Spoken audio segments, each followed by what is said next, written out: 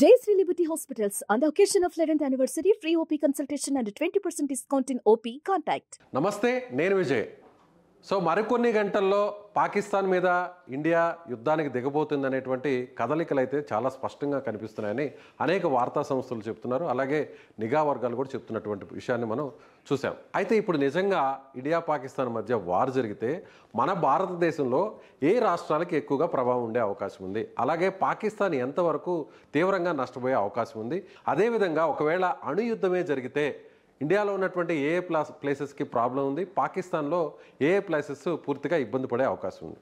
దీని గురించి డిస్కస్ చేద్దాం. మనతో పాటున్నారు రిటైర్డ్ ఆర్మీ ఆఫీసర్ కల్నల్ వివి రావు గారు. సార్ నమస్తే. నమస్తే సార్, అందరిలో కూడా ఒకవేళ ఇండియా పాకిస్తాన్ వార్ జరిగితే ఏదైతే బార్డర్లో ఉన్న స్టేట్సే ప్రాబ్లం అవుతాయా, లేదంటే మిగతా ప్రాంతాలు కూడా ఎఫెక్ట్ అయ్యే అవకాశం ఉందని ఒక డౌట్ ఉంటుంది. ఒకసారి మాకు వివరించే ప్రయత్నం చేస్తారు.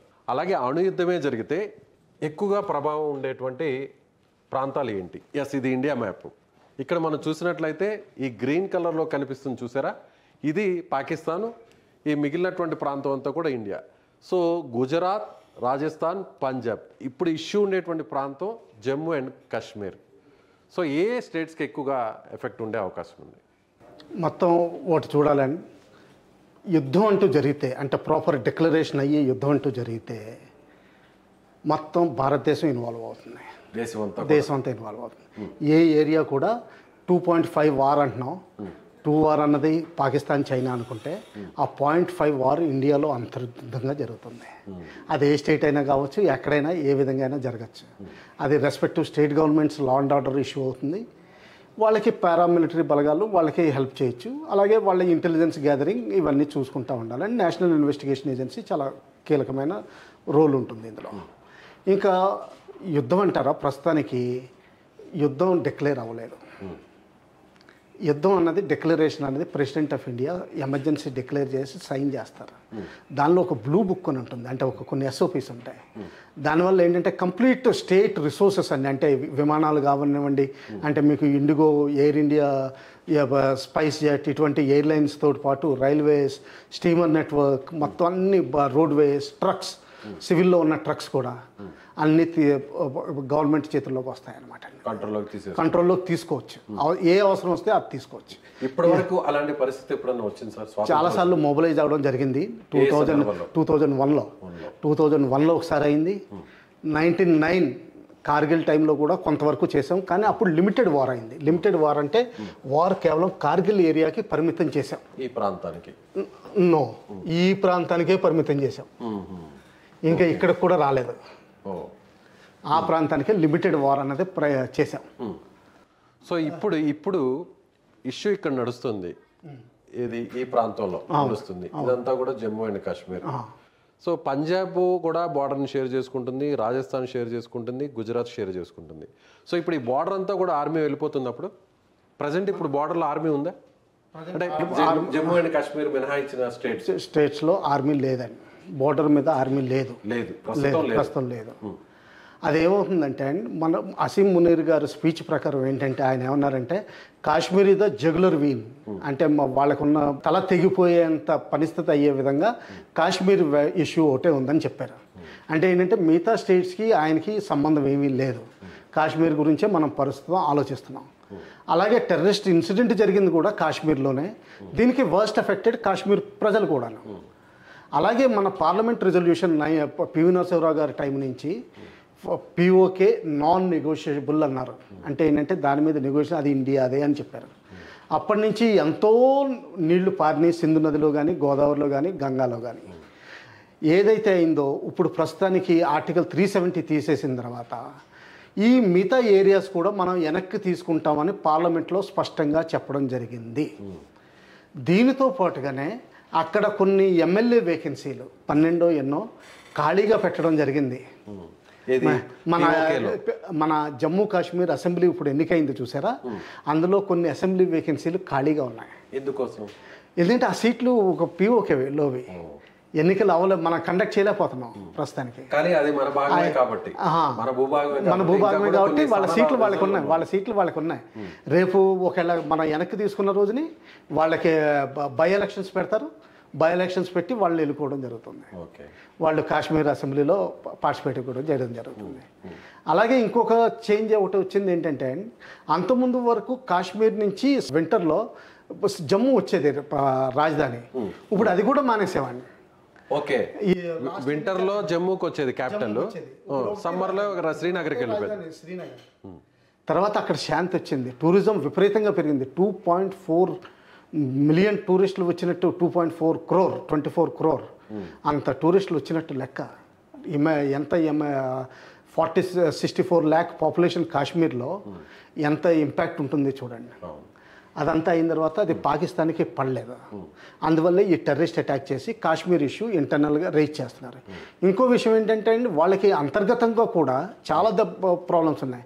ఎకానమీ ఫెయిల్ అయిపోతుంది, పొలిటికల్ స్టెబిలిటీ లేదు, మెయిన్ గెలిచిన లీడర్ అపోజిషన్ లీడర్లుగా ఉన్నారు, గెలిచిన క్యాండిడేట్స్ ఇండిపెండెంట్ క్యాండిడేట్స్ కింద సెనేట్లో ఉన్నారు, మైనార్టీ లీడర్ ప్రైమ్ మినిస్టర్ చేస్తున్నారు. బలూచిస్తాన్లో ప్రాబ్లం నడుస్తుంది.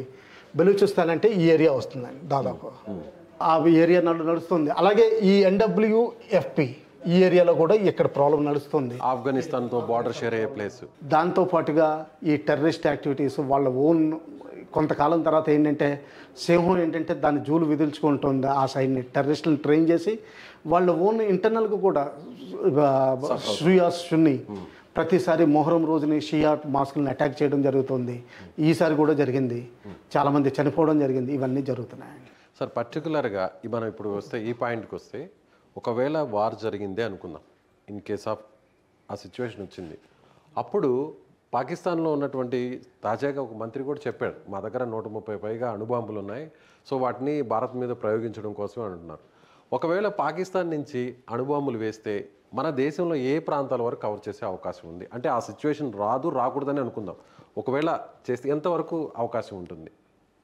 అలాగే మనం పాకిస్తాన్ని పూర్తిగా తుడిచిపెట్టేయచ్చా?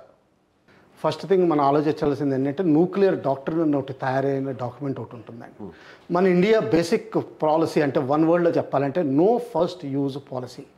అంటే మేము ఎప్పుడు ఫస్ట్ టైం వాడాం, ఎంత పరిస్థితి వచ్చినా మేము వాడాం. కానీ వేరే వాళ్ళు వాడితే మాత్రం మేము వాడదలుచుకున్నాం. వాడుతున్నారనే సమాచారం వచ్చినా కూడా మనకు వాడేటువంటి అవకాశం ఉంటుంది? లేదండి, లేదండి. వాళ్ళు యాక్చువల్గా ఫిజికల్గా అది ఏంటంటే ఇంటెలిజెన్స్ కానీ ఎగ్జిక్యూషన్ అయ్యేంత వరకు అది ఉండదు. ఫస్ట్ హిట్ మనం తీసుకోవాల్సి వస్తుంది బహుశా. అందులో అప్పుడే పేరు వస్తుంది. అలా ఏం కాదండి, అందులో క్లారిటీ వచ్చేస్తుంది ఎవరు వేశారన్నది. అంత ఈజీ ఏం కాదు. ఎందుకంటే అది మిసైల్ ద్వారా పంపించాలి, లేకపోతే ఎయిర్ క్రాఫ్ట్ ద్వారా పంపించాలి. కొన్ని టాక్టికల్ మిసైల్స్ అయితే మాత్రం అంటే బార్డర్ ఏరియాస్లోనే ఫైర్ చేయొచ్చు. టాక్టికల్ రౌండ్స్ కూడా ఉంటాయండి, అంటే బిలో 2 కిలోటన్, అంటే చిల్లర పైసల్లాగా అవి ఆర్మీ స్థావరాల మీద వాడచ్చు. అలా కాకుండా కొంచెం డర్టీ బాంబ్స్ ఉంటాయండి. డర్టీ బాంబ్స్ అంటే ఏంటంటే, ఈ శుద్ధి చేసిన యురేనియము, ఇటువంటి జిర్కోనియం, ఇటువంటి మెటీరియల్స్ ఉంటారు చూసారా, రేడియో యాక్టివ్ మెటీరియల్, అవి తీసుకొచ్చి నదుల్లో కలపడం, లేకపోతే ఇటువంటివి చేస్తూ ఉంటారు. దీన్ని డర్టీ బాంబ్స్ అంటారు. అంటే డ్యామేజ్ ఎక్కువ, మనుషుల్ని చంపబోవచ్చు, కానీ రేడియేషన్ వల్ల దానివల్ల తెగుళ్ళు వచ్చేస్తాయి, జెనెటిక్ డిఫెక్ట్స్ వచ్చేస్తాయి ఏరియాలో. దీన్ని ఆ డర్టీ బాంబ్ చేసే అవకాశాలు కూడా ఎక్కువ ఉన్నాయి. డైరెక్ట్గా బాంబ్ని వేయడం కంటే కూడా ఇలా కూడా చేస్తారు, డర్టీ బాంబ్స్ కూడా వేస్తారు. ఇలా కూడా చేయొచ్చు. ఓకే, ఆ ప్రమాదం కూడా ఉంది. ఆ ప్రమాదం కూడా ఉంది. ఎందుకంటే అది నేను చేయలేదని చెప్పేస్తాడు. నాకు అసలు సంబంధం లేదు, మీ వాళ్ళే చేసుకుని ఉంటారు, మీ వాళ్ళే ఇండస్ట్రియల్ రిసోర్స్ వెళ్ళిపోయి కలిసిపోయి ఉంటుంది. ఎందుకంటే హైదరాబాద్లో చాలా ఫ్యాక్టరీలు ఉన్నాయి, అక్కడే యాటమ్ బాంబుకి అదే అటామిక్ ఎనర్జీ రాడ్స్ కూడా తయారు చేసేది ఉంది. బహుశా ఆ రాడ్స్ ఎక్కడో లీక్ అయిపోయి హైదరాబాద్లో కలిసిపోయింది, మన మీదే వేస్తారు. ఇప్పుడు వాళ్ళ దగ్గర ఉన్నటువంటి ఏదైతే వార్ ఎక్విప్మెంట్ చూస్తే మిసైల్స్ కావచ్చు, లేదంటే వాళ్ళ దగ్గర ఉండండి, ఈ మధ్యలో కవర్ చేస్తాను. పాకిస్తాన్ది మాత్రం 4 పాయింట్లు చెప్పారండి ఎప్పుడు న్యూక్లియర్ బాంబు వాడతారు. ఫస్ట్ ఏంటంటే, ఇండస్ వాటర్ ట్రీటీ ఎవరైనా అబ్రిగేట్ చేస్తే అప్పుడు మేము వాడతామని చెప్పారు. ఈ విషయాన్ని ఎప్పుడు చెప్పారు సార్? వాళ్ళ డాక్టర్లో రాసిందండి, ఓపెన్ సోర్స్లో మొత్తం మీడియాలో ఉంది. రెండోది ఏంటంటే, కరాచీ పోర్ట్ని బ్లాక్ చేసి మమ్మల్ని వాణిజ్యం చేయకుండా మా వాణిజ్యం నిర్మూలిస్తే మేము అప్పుడు కూడా వాడచ్చనుంది. మూడోది ఏంటంటే, మా దాంట్లోంచి ఏ రాష్ట్రమైనా ఏ ప్రాంతమైనా సరే వేర్పాటు వాదంతో వేరే దేశం హెల్ప్ చేయాలని చూస్తే అప్పుడు కూడా మేము వాడతాం ఆ దేశం మీద ఉంది. ఇప్పుడు మనం గమనించాల్సింది ఏంటంటే, 2 నెలల క్రితం జరిగిన ఒక ట్రైన్ అంబుష్ ఇన్సిడెంట్లో పాకిస్తాన్ మన భారత్ హస్తం ఉందని చెప్తోంది. అది మన ఆఫ్ఘనిస్తాన్ ద్వారా చేస్తున్నామని వాళ్ళు చాలా అభియోగం మోపారు. సో ఆ విధంగా ఉంటుంది.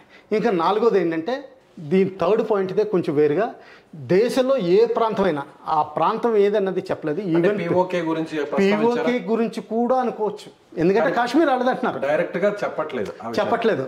కానీ కాశ్మీర్ రాలేదంటున్నారు. కాశ్మీర్ పిఓకే మనం తీసుకుంటే కాశ్మీర్ మొత్తం వెళ్ళిపోయినట్టు లెక్క కదా, అంటే వాళ్ళ ప్రకారం వాళ్ళ భూభాగం వెళ్ళిపోయినట్టే లెక్క కదా. అంటే అది ఏ విధంగా ఇంటర్ప్రిట్ చేయాలనేది వాళ్ళు యాంబిగ్యూటస్గా అక్కడ వదిలేశారు. ఇది వాళ్ళ డాక్ట్రిన్. కానీ మనం మాత్రం ఒక్క విషయాన్ని చెప్పాం, ఎవరైనా మన మీద ప్రయోగించిన నో ఫస్ట్ యూజ్, మనం మాత్రం ఫస్ట్ వాడం. అది చాలా క్లారిటీతో ఉంది. ఇప్పుడు మిగతా టార్గెట్స్ అంటారా, అవి వాళ్ళు ఏ విధంగా ఎన్నుకుంటారు, స్ట్రాటజిక్ టార్గెట్స్ ఎన్నుకుంటారా, మొత్తం వాడచ్చు అంటారా, మొత్తం వాడడానికి అంత లేదు. ఎందుకంటే దాని డెలివరీ మెకానిజమ్స్ ఇవన్నీ బోల్డంత తతంగా ఉంటుంది. తర్వాత అంతర్జాతీయంగా అమెరికా కూర్చుందని, రష్యా కూర్చుంది, నాటో పవర్స్ కూర్చున్నాయి, బ్రిటన్ ఉంది. వాళ్ళంతా ఖాళీ చేతులతో కూర్చోలేదు. వాళ్ళు ఎప్పుడు ఈ పాటికే శాటిలైట్ ఇమేజరీ తోటి వీటితోటి అన్నీ గమనిస్తూ ఉంటారు. అలాగే చాలా వరకు టెక్నాలజీ వాళ్ళ కంట్రోల్లో ఉందండి. ఇంకా తర్వాత టాపిక్స్ ఏవి వాడతారంటే, ఇప్పుడు జమ్మూ కాశ్మీర్లో పాకిస్తాన్ వాడింది అనుకోండి, వాళ్ళకే హాని, వాళ్ళ ఓన్ రాష్ట్రంలో వాళ్ళు అనుకుంటున్నట్టుగా వాళ్ళ ఓన్ రాజ్యంలో వాళ్ళు వాడుతున్నారు. సో అది ఏ విధంగా వాడతారు, ఆర్మీ మీద వాడతారా కేవలం, లేకపోతే సివిలియన్ టార్గెట్స్ కూడా వాడతారా, లేకపోతే నేను అంటే నిండా ములిగాను, నేను ఎలాగా చేస్తున్నాను, నిన్ను కూడా చంపేస్తాను అన్నట్టుగా వాడు వాడతాడా, అది కూడా ఒకటి ఉంది. అలాగే వాళ్ళ దగ్గర ఉన్నటువంటి ఆ వెపన్స్ టెక్నాలజీ, ఇప్పుడు ఏదైతే మనం అనుకున్నామో ఈ న్యూక్లియర్ బాంబ్స్ని వేసే టెక్నాలజీ మన ఇండియాలో ఏ ప్రాంతాన్ని కవర్ చేసే అవకాశం ఉంటుంది? అది చెప్పలేమండి, ఎందుకంటే వాళ్ళ దగ్గర ఉన్న కొన్ని మిసైల్స్ ఉన్నాయండి. మీడియం రేంజ్ మిసైల్స్ ఉన్నాయి. మీడియం రేంజ్ మిసైల్స్ అంటే 1500 కిలోమీటర్లు. మీరు ఆటోమేటిక్గా ఆలోచించుకోండి, 1500 కిలోమీటర్లు అంటే మధ్యప్రదేశ్ సౌత్ వరకు వచ్చేస్తాయి. ఇంకొన్ని మామూలుగా విమానాల ద్వారా అంటే ఎక్కడికైనా వెళ్ళచ్చు. వాళ్ళ దగ్గర SLBMs మాత్రం, అంటే సబ్మెరీన్ లాంచ్డ్ బ్యాలిస్టిక్ మిసైల్స్ మాత్రం లేవు. ఎందుకంటే వాళ్ళ దగ్గర న్యూక్లియర్ కేపబుల్ సబ్మెరీన్స్ లేవు. ఒకవేళ చైనా ఏమన్నా అద్దెకిస్తుందా అది వేరే సంగతి. ఎందుకంటే కొన్ని రోజుల క్రితం కొన్ని రిపోర్ట్లు వచ్చినాయి, ఒక చైనా సబ్మెరీన్ పాకిస్తాన్ కరాచీ దగ్గర కొన్ని రోజులు హాల్ట్ చేసిందని. అటువంటిది ఏదైనా సైలెంట్గా వచ్చి వాళ్ళు ఏమైనా అద్దెకిస్తారా అది వేరే సంగతి. ఈ ప్రస్తుతానికి వాళ్ళ దగ్గర ఉన్నటువంటి టెక్నాలజీ ప్రకారం చూస్తే, సో ఇదైతే ఈ సముద్రం నుంచి అయితే మాత్రం న్యూక్లియర్ బాంబుని వేసే అవకాశం లేదు. తక్కువ ఏదైనా సరే రూల్ అవుట్ చేయలేమండి, తక్కువ. సో ఏదైనా కూడా భూమి మీద నుంచి ఏదన్నా లాంచ్ చేయడమా, లేదంటే ఎయిర్ నుంచి లాంచ్ చేయడం వరకే ఉంది. అలాగే మామూలు సబ్మెరీన్లో కూడా అంతకుముందు 1971 వారిలో చూస్తే 1 నెల రోజుల నుంచి ముందర వచ్చేసి వైజాగ్ హార్బర్ బయట కూర్చుంది, PNS ఘాజీ అని. అటువంటి వాటిలో కూడా మామూలు తక్కువ రకం న్యూక్లియర్ వెపన్ పెట్టచ్చు, అందులో డౌట్ ఏం లేదు. కాకపోతే వాళ్ళ టార్గెట్స్ ఎంతవరకు అచీవ్ చేస్తారు, ఏమి అచీవ్ చేస్తారు. ఇంకోటి గమనించాల్సిన విషయం ఏంటంటే, ఈ పంజాబ్ ఏరియాలో ఉన్న వాటర్స్ అన్నీ ఆఖరుని ఇందస్లోనే కలుస్తున్నాయి, సింధు నదిలోనే కలుస్తాయి. సింధు నదిలో కలిసిన తర్వాత వాళ్ళ agriculture complete Sindhu province, complete Punjab province మొత్తం ఎఫెక్ట్ అవుతుంది. సో మనం ఏదైనా చేయాలనుకుంటే కూడా దాన్ని ఈజీగా చేసేయచ్చు. డర్టీ బాంబ్స్ లాంటివి ఏదన్నా అది కూడా ఉందండి. ఈ డర్టీ బాంబ్స్ అన్నది ఏంటంటే, పాత యురేనియం కానీ సగం వాడేసిన డిప్లీటెడ్, ఎందుకంటే అటామిక్ పవర్ అందరి దగ్గర, వాళ్ళ దగ్గర కూడా ఉంది, చైనీస్ సపోర్ట్ తోటి తీసుకొచ్చింది. అందులో వాడిన డిప్లీటెడ్ యురేనియం ఉంటుంది చూసారా, దాన్ని ఒక విధమైన బాంబు కింద, పాయిజన్ కింద, రేడియేషన్ అది వదిలిపెట్టే విధంగా ఎక్కడైనా వదిలిపెట్టచ్చు. దానివల్ల ఏమవుతుందంటే ఆ ఏరియాలో రేడియేషన్ పెరిగిపోతుంది, జెనెటిక్ మ్యూటేషన్స్ వస్తాయి, చాలామంది గాయపడతారు. చెర్నోబిల్ గుర్తుపెట్టుకోండి, చెర్నోబిల్ ఎలాగైందో చెర్నోబిల్ చేయాలని చూస్తారు, ఇన్ సింపుల్ వర్డ్స్లో. సో ఇంకొకటి స్ట్రైట్ క్వశ్చన్ సార్, పాకిస్తాన్ని అసలు మ్యాప్లో నుంచి లేకుండా చేసేటువంటి సామర్థ్యం మన దగ్గర ఉందా? సామర్థ్యం మీరు ఎక్కువ తక్కువ ఎందుకు అంచనా వేసుకుంటున్నారండి? మన సామర్థ్యం మొత్తం ఈ రోజున మళ్ళీ తిరిగి ప్రపంచాన్నే తీసుకునే సామర్థ్యం మన దగ్గర ఉంది. అది ఏ విధంగా చేస్తామన్నది వేరు. విశ్వగురు మనం, విశ్వగురు అయినప్పుడు మన ప్రపంచమే మన చేతుల్లో ఉంటుంది. సో అది పాకిస్తాన్ అన్నది కేవలం మనం అసలు ఇప్పుడు లెక్క పెట్టని దేశం ఈ రోజుల్లో అవసరం లేదు. మనం already 3rd economy, world's largest economy అయ్యాం. రానున్న దేశాల్లో మనకున్న ఇంటలెక్టు, మనకి యూత్ పవర్ ఎక్కువ ఉంది. నెక్స్ట్ 40 years యూత్ పవర్ ఎక్కువ పనిచేయగలిగే, ఎక్కువ మ్యాన్ హౌస్ పెట్టగలిగే క్షమత ఉంది మనకి. దానివల్ల మనం సూపర్ పవర్ అవుతాం, ప్రపంచాన్ని శాసిస్తాం తప్పితే కానీ కేవలం పాకిస్తాన్ గురించి ఆలోచించాల్సిన అవసరం లేదు. ఇప్పుడు న్యూక్లియర్ టెక్నాలజీని వాడుతున్నారు అనేటువంటి సమాచారం మనకున్నటువంటి నిఘా వ్యవస్థ ద్వారా కానీ, రాడార్స్ ద్వారా కానీ ఏమన్నా మనం ముందుగానే అలర్ట్ చేసుకోవచ్చా? చేసుకోవచ్చని ఇంటెలిజెన్స్ వర్గాలు పనిచేస్తూనే ఉంటాయి. కానీ న్యూక్లియర్ వెపన్స్ అన్నది వాడడం అంత ఈజీ కాదండి. ఇదేంటంటే భయపెట్టడానికి తప్పితే కానీ, మురిగే కుక్కకు తప్పితే కానీ ఎంతవరకు నిజంగా కరుస్తుంది. కుక్కగా చిన్న కుక్క అయినా బొచ్చు కుక్క అయినా కరిస్తే మనకి ర్యాబీస్ వచ్చే అలా ఇది ఉంటుంది. కానీ ఎంతవరకు ఎఫెక్టివ్ ఉంటుంది అన్నది ఇది నిజంగా డౌట్ఫుల్. ఇప్పుడు వరకు ఎక్సెప్ట్ వన్ డెమాన్స్ట్రేషన్ హిరోషిమా నాగాసాకిలో తప్పితే ఎప్పుడు ఉపయోగించబడిన అవకాశాలు కనిపించలేదు. దాదాపు 20,000 పైన న్యూక్లియర్ వెపన్సే ఉన్నాయి ఒక్కొక్క సూపర్ పవర్స్ దగ్గర. అయినా కానీ వాడడం చాలా కష్టం అవుతుంది. సో మన దేశంతో పాటు పాకిస్తాన్, అమెరికా, చైనా, రష్యా వీటి దగ్గర మాత్రమే ఉన్నాయి న్యూక్లియర్ వెపన్స్. కొన్ని అన్అఫీషియల్ రిపోర్ట్స్ ప్రకారం ఇజ్రాయెల్ దగ్గర కూడా ఉన్నాయి. కొంతమంది ఇరాన్ దగ్గర కూడా వచ్చినాయి అంటారు. ఇరాన్ దగ్గర వాళ్ళ టెక్నాలజీ కొంచెం డెవలప్ చేసుకుంది అంటే. సో అదేవిధంగా వార్ వస్తే ఈ బార్డర్ అంతా కూడా కవర్ చేస్తుంది మిలిటరీ, అంతేనా?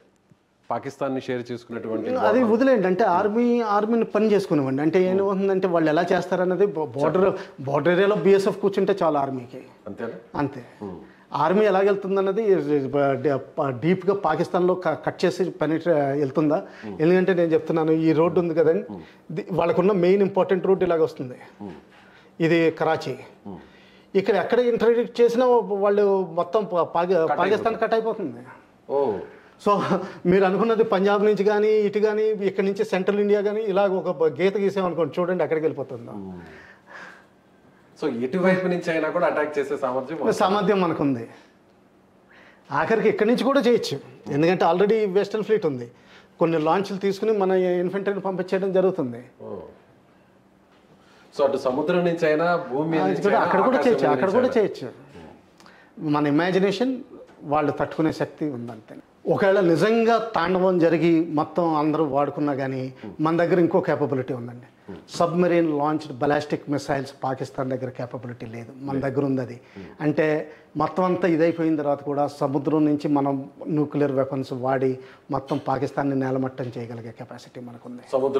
సముద్రంలోంచే మనం ల్యాండ్ వార్ఫేర్ కూడా చేయాల్సిన అవసరం లేదు. ఒకవేళ అంతా అయిపోయిన తర్వాత కూడా మనకి ఇంకా క్షమత ఉంది.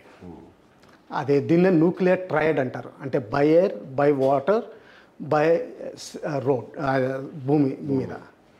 సో ఇది చూసారుగా, ఎవరు కూడా భయపడాల్సినటువంటి అవసరం లేదు. పాకిస్తాన్ అణుబాంబుల పేరుతో బెదిరిస్తున్నప్పటికీ అరిచే కుక్క ఎప్పుడు కూడా కరవదు అనేటువంటి సామెత కూడా గుర్తు వస్తుందనేది వివిరావు గారు చెప్తున్నారు. కాబట్టి ఎవరు భయపడాల్సిన అవసరం లేదు.